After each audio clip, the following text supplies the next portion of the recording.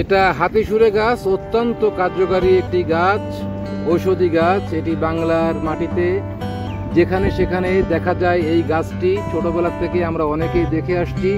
দর্শক, এই গাছটিতে যে ফুলটি ফোটে এটির নাম হচ্ছে হাতিসুরে ফুল।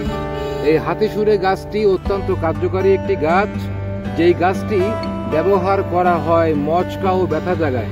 কোথাও মচকা লেগে ব্যথা লাগলে ফুলে গেলে সেখানে এই পাতা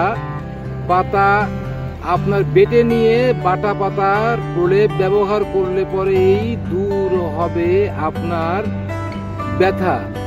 এটা অত্যন্ত কার্যকারী একটি ওষুধ ব্যথার জন্য। এছাড়া এর উপকারিতা, চোখ উঠলে পরে এই পাতার রস একটু চোখের ভিতর দিলে পরেই চোখ উঠা বন্ধ হয় এবং চোখ সুস্থ হয়, লাল কেটে যায়। দর্শক, গাছটিকে চিনে রাখি আমরা। পাতার বর্ণগুলো দেখুন দর্শক, এমন হয়, এর থেকে বড় পাতাও হয়। আর ফুলগুলি দেখতে দর্শক হাতির সুর বলা হয়ে থাকার কারণ হচ্ছে এটা হাতির সুরের মতন বাঁকা হয়ে থাকে। দর্শক, আজকে আমরা হাতিসুরে পাতা খেতে পরিচিত হলাম।